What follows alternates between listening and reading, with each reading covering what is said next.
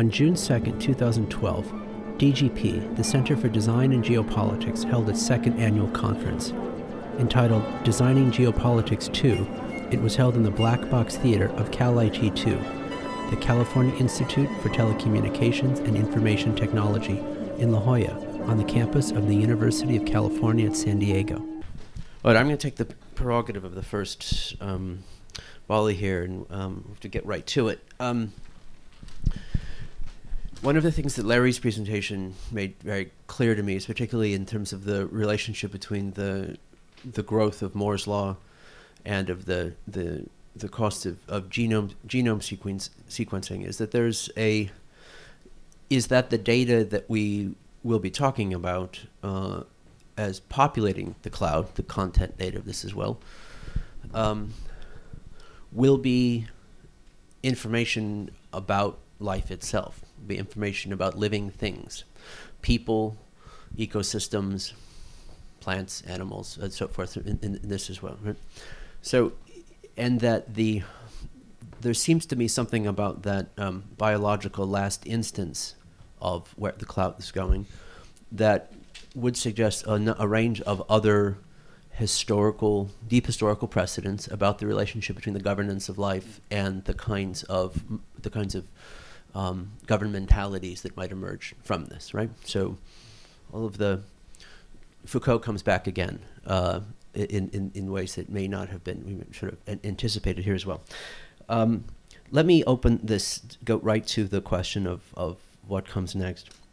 One of the things that Peter raised that I thought is very interesting is particularly the ways in which that governmentalities in the broadest sense emerge through the extraction of value from information flows and the construction of territories such that they're positioned to perform that extraction, and that the form that they take, in many respects, is a function of that particular interface, and that the first waves of globalization, seaport cities and the rest of these sorts of things, allowed for this kind of as well. So it wasn't so much that there were states and then states did this extraction of flows, but rather there was the extraction of flows and therefore there were these states.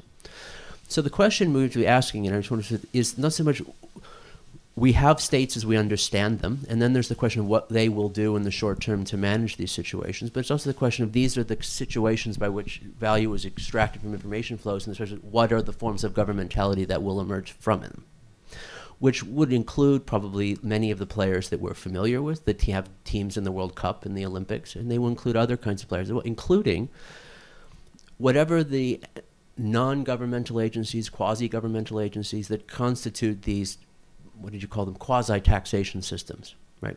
That may or may not have the ability to police supply chains all the way down to the level of atoms and electrons and ecologies and Larry's biome and all the way on up. But it would seem to me that your thesis that you're arguing is that in a way that these kinds of entities would be the ones that we might anticipate over a period of time evolving into forms of governances that would, in a way, compete for the right to name and shame, compete for the right to curtail, compete for the right to tax, and these sort of things as well, and that they may have very different kinds of relationships to the cloud than the states do themselves, and they may be determining those relationships with the state. So with this as well, I'd like to ask Peter and Larry to comment. Great, Peter. Please. We'll share this one, you guys share that one. Right. So let's agree about the fact that you stipulated, which is, the information capacity is one of the ways that you build authority. Now, that wasn't done from in ground zero. There were some authorities there who took advantage of those capacities and the development of that to expand their authority and change the authority relationships. So I think that that's exactly the right way to start to think about the issue. I worry, even in a presentation like the one I just gave, that the thing that drops out of these discussions of the functional impact of economics and technology on authority structures is politics, right? How we construe a political solution or an agreement. And politics is really about how we take disparate views and interests in society and somehow consolidate them into decisions that kind of structure how we behave as a society. it gets lost. And so I see a great deal of plasticity in these situations because of the political dimension. And the second point is simply that I am actually a believer, as you suggested, that there will be greater delegation of authority to specialized global arrangements. But right now, I don't see anything that fundamentally kicks the stool out from underneath for let's say the next 100 years plus of the role of the state. Now, if you think several hundred years, lots of things can happen, but the politics make it hard to know exactly which way it will go. But I completely agree that that is the variability in the system. Well, in the biological area, I think we're going to see some very strange things happen compared to the way things are today. You know, right now you can fly to Thailand and check into a hotel that's next to a medical facility, and they'll take you in there and they'll do all the tests that are being done on me very economically. I give you a complete workout of what these biomarkers and genetic markers imply. And, you know, the cost of the air ticket is small compared to any U.S. healthcare cost. So I think you could imagine, I mean, we take it for granted that, you know, healthcare is local. I think that's going to be the first thing to go. You know, already in the United States, 25% of medical tests, blood tests, are done outside of the control of hospitals or doctors already, and that's a very fast-growing percentage. So think of all the mandatory drug tests for policemen, firemen, truckers, et cetera. No doctors, no insurance. I would say 2/3 at least of the test I do, I order over the web and use FedEx and go down to Quest Diagnostics and get my blood taken, do my own stool test, take them down, put them in FedEx, comes back on the web, go into the medical literature, read hundreds of medical papers, figure out what to do. Now this isn't what you expect everybody to do now, but once, you know, my day job is to live in the future and report back. But because of the, as you imagine, the exponential continued decrease in these costs of both not just the digital but the nanotech, these great global databases of the nature of humans will begin to be available to artificial intelligence. And so you're going to have a whole new form. Look at Watson, you know, from IBM. It's going in and saying, well, let's just throw in all the medical literature. Let's just throw in all the medical textbooks. And then it'll have that in its head when it thinks about you. No doctor could do that. And so the role of the doctor is going to be completely transformed. Vast amounts of disintermediation coming. And it'll happen on a global basis because all of this stuff is in the cloud. The cloud means it's in those data centers that Peter was talking about that are scattered all over the world. And so the idea that you're going to have, once your data is in the cloud, God knows where it is. Good luck with preserving it and privacy and all that stuff and different national privacy laws. You've got an immovable, object hitting an irresistible force. Something very bizarre is going to happen because there's just an internal intellectual contradiction between this global flow of data and national control. So ask Ed, and then we're going to hand the mic to the crowd. It's great that came up in this context because on one level, Peter, you were identifying a kind of an inertia towards change in structures of government. But Larry is pointing out that outside of the question of government, we're going to see some potentially very weird things happening with the biopolitics, the constitution of biopolitics, both individual and collective. And I remember a conversation I had a few weeks ago with Benjamin talking about the downward motion of the cost of sequencing, genetic sequencing, which Larry talked about. And Benjamin pointed out that whoever could get access to, let's say, the first 100,000 patients' full sequences would have an extraordinary set of controls, even if they only had that data set for a few months. And the kind of individual and collective sovereignty that would emerge out of that would be extraordinary, or the disintermediation of that individual and collective sovereignty. And last year at the conference, Werner Vinge was a presenter, and I just want to read the very first paragraph from one of his novels, Rainbow's End. The chapter is... Which takes place right here in San Diego, exactly. And the chapter is titled Dumb Luck and Smart Thinking. The first bit of dumb luck came disguised as a public embarrassment for the European Center for Defense Against Disease. On July 23rd, schoolchildren in Algiers claimed that a respiratory epidemic was spreading across the Mediterranean. The claim was based on clever analysis of antibody data from the mass transit systems of Algiers and Naples. Now, I really am always amazed by this sentence because it presumes that sometime in the near future, I think he's setting this around 2040 or 2050, school children will be doing analysis of antibody data that they can get from public sources, public transportation systems across the Mediterranean in Algiers and Naples. And this is an extraordinary, I always imagine they're 6 or 8 year old kids. And they're doing number crunching and they're doing visualization using whatever Gephi turns into in 15, 20, 30 years to try to understand what the European CDC can't figure out on the fly.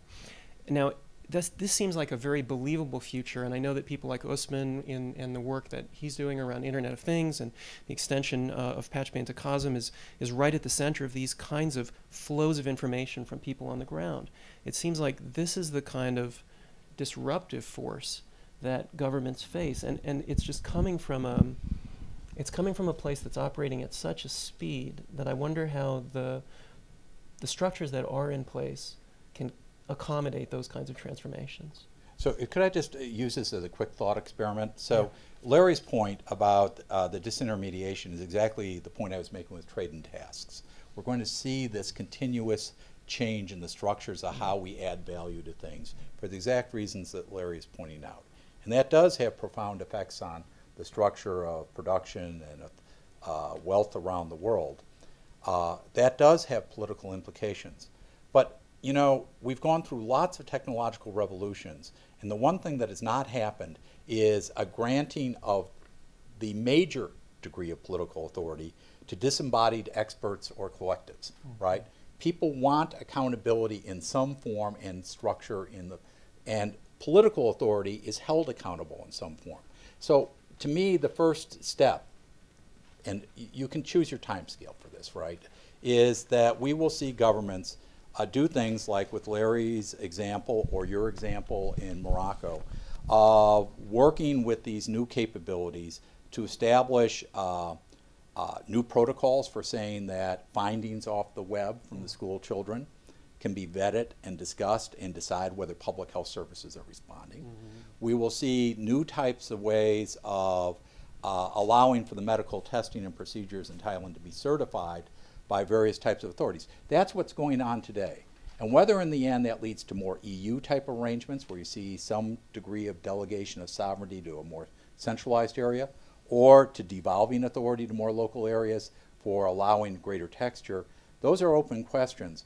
But I think that people demand in some way political organization, and with that comes the fact that these things are stickier and changing at the really macro level in at least the 50-year or 100-year period than just the technological push does.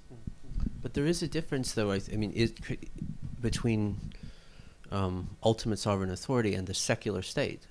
I mean, these are not necessarily, I mean, historically, these are different things. We were just sort of put this as well. It may, one of the things we can anticipate, we might be able to anticipate as well, and I think we're actually sort of seeing this in the last 20 or 30 years, especially since '89, is the return of particularly monotheistic Abrahamic religions, and what would be the destabilizations of and the return of political theology, and we see is perhaps an inversion of that Westphalian compromise and the relationship of the state and the religion in the stack, so to speak. And these kinds of questions about the biopolitics may be very different on, when we're talking conditions of caliphate and Christendom and so forth, right? All of which are equally at home on the cloud as our secular traditions, for good or ill. So with this, I want to then open up the conversation a bit. Hector's going to pass around a wireless mic. Use the mic for our online participants. Yes, for this as well. And we'll have this gentleman here, and then we'll Some of the examples you've shown us Larry, talking of the putting of all of the medical information in schools and books and everything into one computer, lead to the frightening development down the line. You're projecting 2050 or something like that, where push is coming to shove, where governments really don't know what or how to do to control this.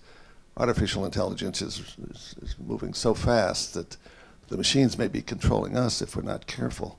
And I'm wondering how the humanities and the social sciences, like here at the university, are working to catch up with these technological advances so that whatever governing arrangements you evolve can deal with these technical capabilities.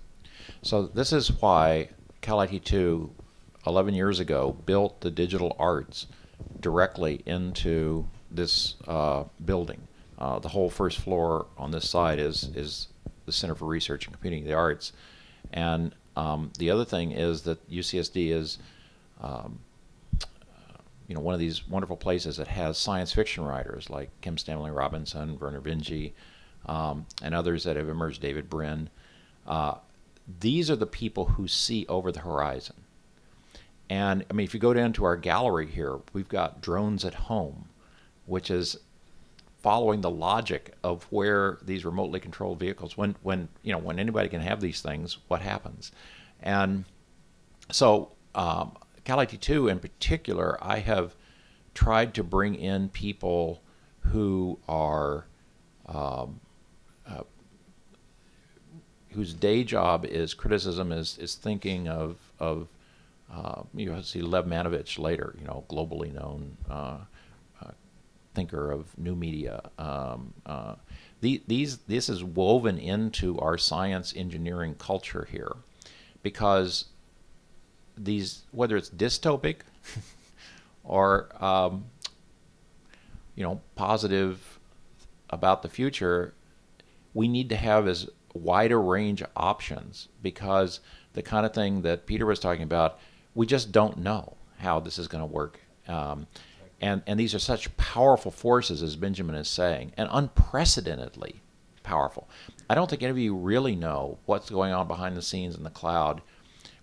If you think about the fastest supercomputer I showed you in the world has about 250,000 cores.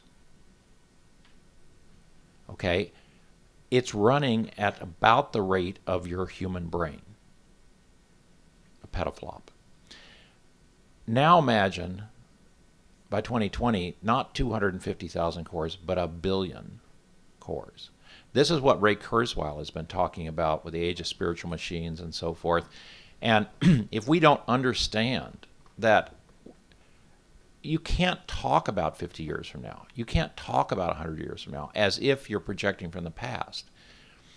It's going to be a radically different planet than anything we've ever imagined in human history or the planet's history. So just a couple of quick things. First, to Ed's point on Rainbow's End, I posted, you should look at BioWeather Map, which is already starting to do genotyping of street corners and publishing the data precisely to do these sort of epidemiological tracking. So we're sort of already there on that one. And then to Peter's point about sort of the influence of this on politics and policy, and you referenced the carbon tax. So actually, I was in D.C. during those years, and I remember the verb BTU'd, to be BTU'd, coming into common usage. And this year we've had a new one. It's the first one I know of since then, which is to be SOPA'd. And so that was a global response to legislation that has deeply frightened the administration and Congress. So what's the impact of having globally distributed people? Because not all the people involved in the SOPA protest were from the United States, Right. but they targeted the United States. And so what's the impact of that? How can you talk a little bit about that? Right. So first of all, if you just think about the cost of political organization and sharing of information, obviously that is declining. So, and second of all, that we've seen the rise of specialists in taking advantage of that for organizing, global operations along that level. So that is, an important phenomenon. And yet at another level, SOPA is part of an older story, which is Congress, if you spend time in Washington, people in Congress are not experts on almost 99% of what they deal with. And for some members, it's 100%. And so they rely on intermediaries to tell them where's the state of opinion and the range of acceptability, and maybe even what's practical, right? And they rely on those intermediaries, and that's the basis of the legislative dance. And what happened in SOPA was a classic example that we actually saw in the 19th century in dealing with farm policy in the United States, where the dominant farm organization in the 19th century told Congress, this is the way to go forward, farmers will love you. Congress did it. Guess what happened? It was a SOPA moment. Farmers got organized using the telegraph and railroads to send in a protest message.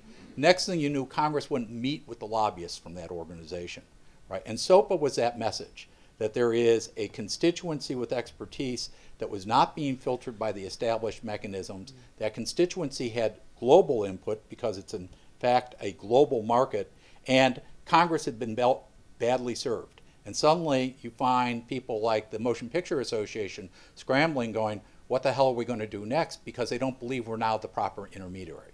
But what I will predict is they'll find an intermediary or intermediaries to help capture that. Mm-hmm. And that's part of the changing story of the dynamics about global opinion. Kathy, did you? This is a question for Larry. I was wondering about the difference between data and its interpretation, between collecting and interpreting. And so if you could report back from the future and just let us know how do you, to whom do you entrust the task of interpreting your 6 billion DNA bases?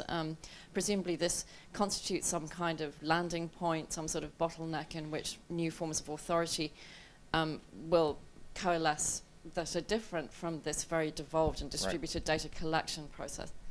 Well, you hit on exactly the right point. The data by itself is useless, and in fact, the genetic data is more, very useless without understanding it in a population variation of genomes and the phenotype, the actual physical, development of the organism, in this case humans, across that population variation. And so the reason I got into this business is I feel like if you don't actually focus on, an individual and trying to understand all this stuff, you never get to the hard issues. And so I live in this space. I swim in this space. I spent several hours yesterday. I have a particular phenomena happening to me that I don't understand physically. And I've searched the web frontwards, backwards, upside down. All the published scientific literature, all the WebMD kind of thing, the patients talking to each other, and out of that, try to get signal from noise. And we're in that turbulence that always comes with these disruptions. I've fortunately lived through enough of these disruptions that I sort of get the tune, I've seen the movie before. And so you got to go through this turbulent, chaotic period until, as Peter just mentioned, SOPA was another example, until out the other end come new trusted intermediaries that will build on this vast bottom-up. Think of a clinical trial where it's completely controlled by the pharmaceutical industry and the medical folks.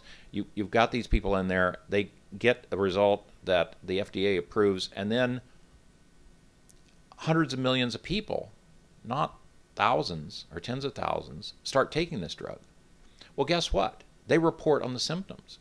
So there's an ongoing clinical trial that's not sanctioned by anybody, that has vast amounts of signal in it, but there's nobody who's in charge of it. There's nobody who's looking out for it and is trying to harvest that and come up with, and so you get things like these drugs that caused all the heart attacks and they had to pull them off, and so forth. That came from testing it in the field, as it were. So I don't know what the answer is. That's not my job. My job is to let you know that what the answer is today is not going to be the answer tomorrow, and that you better start looking for the way the trends are going. Okay. Thank you very much. We're going to move on to the next panel.